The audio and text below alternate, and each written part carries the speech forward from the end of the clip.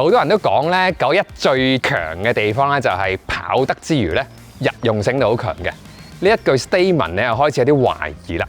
因為咧其他超跑啊，發覺呢幾年咧，無論係 Huracan Evo 又好啦，或者係麥拿倫600 LT 都好咧，佢哋又跑得，跟住又舒服嘅喎。咁所以咧，究竟新一代992日用性有幾強咧？今次我就會測試下啦。你可能就會話：咦，點解我唔會講速度嗰啲嘢咩？今次速度啲嘢講晒啦，呢度有架啦，就係呢部嚟噶。另外我哋拍片都拍過嘅。你唔知道即係冇跟蹤我哋啲嘢咯，即係你冇買雜誌或者你冇 follow 我哋嗰啲 Facebook 啊、YouTube 嗰啲嘢，就記得訂閱、follow、留意啦。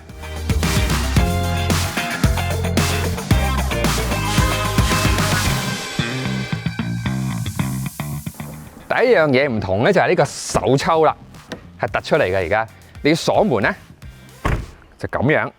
好似冇掣咁係嘛？或者掃呢度都唔得嘅，得啦，原來閂咗啦。但係咧唔知點解成日都係 detect 唔到嘅，條車匙喺呢度噶啦喎，已經係。哦，好熱啊！見唔見到啊？溶晒啦，卡車開冷氣。我發覺咧，今代992有個特別嘅地方就係呢一度咧少咗好多掣啊！有個掣係冇咗，第一個就係 maximum 嗰個啦，即係吹得最大風嗰個冇咗，因為呢個係雙區獨立冷氣嚟噶嘛，佢又冇咗一個升，即係同步嗰個掣喎。收尾我揸咗一段時間先發覺，哇喺個 mon 度撳啊，原來點撳咧？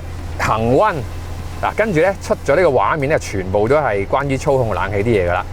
佢有同步，仲有最大冷氣都喺度撳㗎，最大冷氣，哇舒服啊！嘢，好咁大聲先，細聲啲就係啦。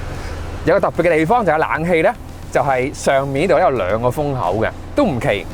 最奇咧就係佢可以咧校角度㗎，呢個比較少見啲啊。咁所以咧就正啦，因為咧呢度我可以校吹個頭塊面。呢邊咧可以校吹個身，咁呢度咧又可以吹低啲，咁所以幾個角度都吹到嘅。咁但係冇咗最大冷氣同埋嗰個同步嘅實體掣，係咪會好唔方便咧？其實又唔算嘅。佢呢架車有兩個 shortcut 嘅，一個喺軚盤嘅呢度，一個喺車嘅呢度。佢可以分別咧 set 唔同嘅入去嘅車輛設定。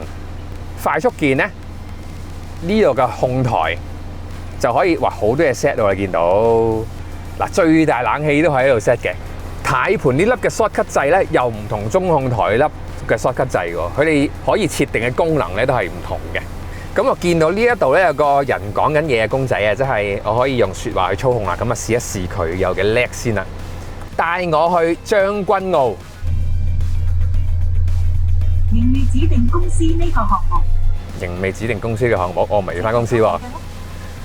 再嚟個，帶我去尖沙咀彌敦道。請講多一次。帶我去尖沙咀彌敦道。請講多一次。帶我去尖沙咀彌敦道，係咪咁講嘅？是但啦。取消。取消埋我添。如果係的士司機咁樣，你落唔落車啊？語音唔多得，我就手寫版嗱，撳導航呢個掣。我發覺咧呢度係軚盤頂手啊，佢呢個寫字嘅框喺右手邊啊，咁所以咧頂住啦。坑口松華路。撳咗啦，正在載入資料，正在載入資料，正在載入資料啊！轉緊啦，佢嘅嘢喺度。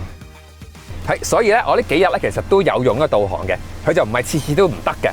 中文之外咧，佢就英文輸入都可以嘅。我打英文又快啲喎，反而係。但係如果要轉英文輸入咧，個 menu 咧要轉翻做英文先得嘅，所以要裏面撳一輪，咁就呢個有啲麻煩。咁所以就大家要適應下啦。911咧上一代咧，其實個車廂空間唔算係特別多嘅。今代有冇改善咧？呢一個位咧照舊係冇嘢擺咁滯嘅，但係多咗個杯架。咁另外呢度咧有個空間嘅，擺個電話、擺個銀包咧，個厚度咧差唔多，啱啱閂到門嘅啫。裏邊有兩個 USB 啦，有 SD 卡啦，有 SIM 卡插位嘅。門邊係分前後兩個獨立嘅位嘅，但係都比較淺啲啊。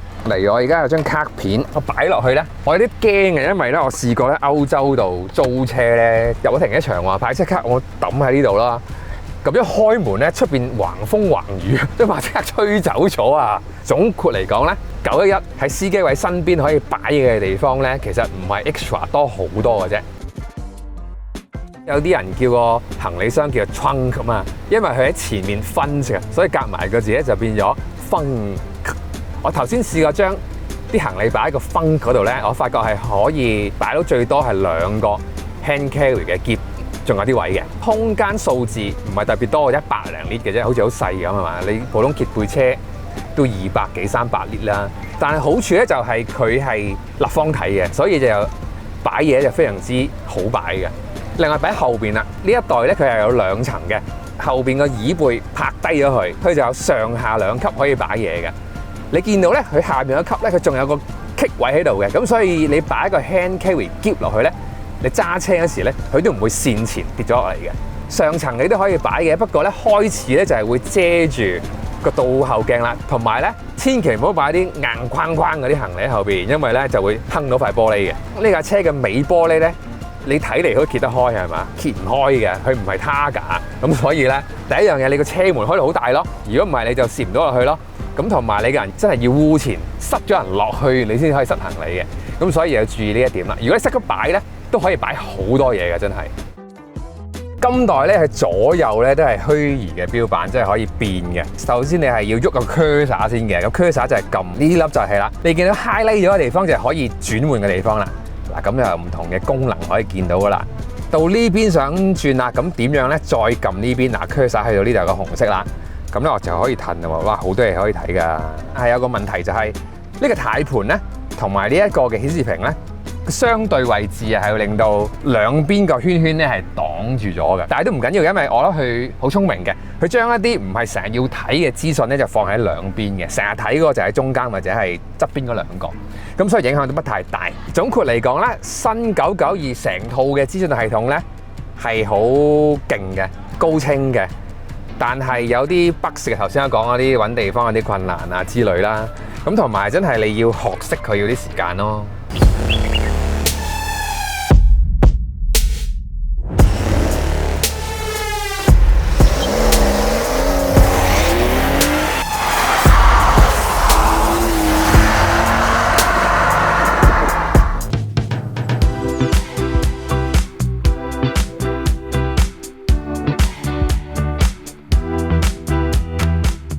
一上車第一個感覺咧就係話張凳舒服啊，嗰種軟硬度啱好啦，個頭枕又夠軟嘅噃。雖然呢一張凳咧唔係全皮嘅，佢中間咧係有啲格格係積落去嘅，但係都好舒服嘅。個原因咧，我發覺就係因為佢嗰個側翼嗰個位咧，佢夾得穩，但係夾得穩咧唔代表佢會頂手。因為我試過啲車咧，佢係為咗佢夾到實咧，扭軚嘅時候咧，你係要硬係頂住嘅。但係呢架咧就冇嘅，好急嘅彎一樣可以好舒暢，唔會硬咗手踭嘅。咁呢張凳我覺得係讚啊！如果大家劈車嘅時候咧，會發覺呢架車有個好好嘅功能，就係呢一個位啊，膝頭呢一度咧係有個護膝㗎。我比較少見到車係有呢個功能，即係有塊皮喺度嘅喎。咁所以咧，隻腳撐開嗰陣時咧，頂呢個位咧就係唔會流血㗎，正啊，唔會瘀啊。好，講日用性啦，呢架車嘅懸掛會唔會好唔舒服咧？其實咧 Porsche 嘅懸掛咧成日都係類似嘅，即係佢個馬步比較穩啲嘅 ，compression 咧係比較急促嘅。呢一架都係咁樣嘅。我已經係用咗個 normal mode 啦，冇撳呢個 sport suspension 個掣嘅啦。但係我試過入停車場啦，有嗰啲減速磅啦，我用大概10公里左右剪過去咧，咣咣咣咣，哇咁樣嚇得我啊！好似直情撞到上去塔頂嗰啲聲嘅喎。好啦，跟住我走嗰陣時，我再慢啲，我用6公里，你估係點樣咧？咣咣咣咣，又咁樣咯。但係今次就冇撞上去塔頂嘅好啲嘅，就證明呢架車其實個 compression 咧係好緊張嘅，佢個 rebound 好似正常咁樣嘅，所以你行一般公路咧，會覺得架車有少少嘅浮沉，但係咧當有少少凹凸咧，就有啲浮沉之間你放大睇咧係咁樣浮沉咯，即係有啲微細嘅喐動嘅，咁就會唔會令到人好唔舒服？唔會。會唔會令到人超級舒服？好似房車或者 hatchback 咁舒服？唔會。如果要我日日翻工咧，都係冇問題嘅。反而我覺得係個胎噪啊，因為佢都係前後用咗闊胎，咁就有薄胎，傳啲聲上嚟都睇睇路況啦，有啲路面咧就一路住咁樣，個音響咧都要扭大啲嘅。而家大清行緊啦，呢路就 OK 啦，唔會太過但係我都要讚喎，呢代嘅992咧，佢外邊啊，即係啲玻璃嘅隔聲咧係好正喎。再加埋佢呢個引擎咧，其實佢係好樂於跳上去高波嘅。行80零左右咧，佢已經跳上去第8波啦，咁所以成日都1000零轉行車嘅，咁所以個引擎噪音咧就近乎冇嘅，係太嘈嘅啫。同埋側邊車嘩咁經過咧，都唔會覺得好紛擾噶。而家啲玻璃啊、車身嘅啲隔聲咧，我都係真係叻咗好多 ，Porsche 都冇例外嘅。我冇記錯的話係叻過上代一截嘅。呢架車有個停車熄匙功能，咁呢一定有㗎啦。咁咧，但係我就通常上嚟係熄咗佢嘅，因為發覺咧慢車嘅時候咧，架車未停定啊，佢已經同我熄咗個引擎啊。即係例如我而家咁樣行啦，哇，咁啊熄咗㗎啦喎，隻車仲喐緊㗎喎。咁但係好彩咧，佢就起嗰陣時起得翻好快嘅。咁但係我試過塞車嗰陣時候咧就煩啦，架車趌下，咁佢咪又着又熄又着又熄咯。咁收尾我把手一橫都係喺呢啲咁嘅情況咧就撳停佢。咁但係咧呢架車咧就冇一個實體掣咧去處理嘅停車熄匙嘅。點搞咧？就係入翻個 mon 去翻 home 個 page 嗰度咧，佢有個開始停止嗰個公仔咧，我要撳佢。嗱，我而家停咗佢啦，都冇辦法，油耗係會高啲噶啦。不過都唔係爭好遠啊！我發覺，因為咧我試過行咗成半粒鐘高速公路，停一個燈位，我諗30秒都冇啊，佢已經即刻又着翻引擎啦。咁所以個電咧，佢嘅儲電功能其實就唔係好強嘅。我唔知係咪因為夏天嘅關係咧，所以就開行個冷氣啦。咁但係個時間真係短咗啲咯。咁所以究竟呢一個停車熄匙功能可以同我慳幾多油咧？我就覺得未必好多嘅。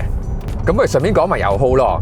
我揸咗3日左右，咁就200零公里，3公升450匹嘅一架 Porsche， 究竟係幾多咧？12點幾 lit 100公里，其實就唔算好高嘅。咁當然我呢個油耗數字就冇狂踩佢嘅，因為我今次唔係試速度啊嘛，我係試日用性啊嘛，咁所以你爆嗰陣時咪會好嘥咯。我試過上大帽山得半缸油咧，我走咗3轉左右咋，差唔多着燈啊。咁所以你知道要嘥的話係可以好嘥嘅。藍牙聽歌咧個音質就正常嘅。咁有一個奇怪現象啊，就唔係單止呢一部車，好多部都係發現咁嘅情況。第二啲牌子都係咁嘅，就唔知點解 Spotify 播歌嗰陣時咧，有時有唱片封套，有時又冇嘅喎，唔知點解。你知道點解？你記住留言俾我就知啦。另外日文、中文咩文都可以顯示嘅，咁所以都係叻嘅。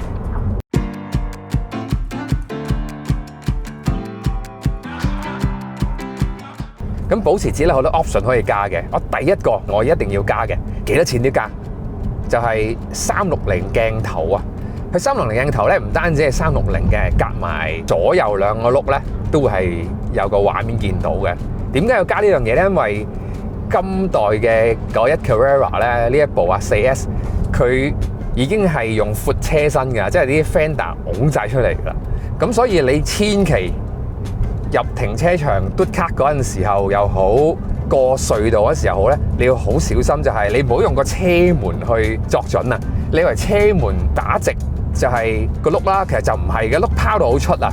咁所以咧加360咯，因為泊車又好，喺啲好窄嘅路又好咧，撳着嗰樣嘢咧就真係安心啲嘅。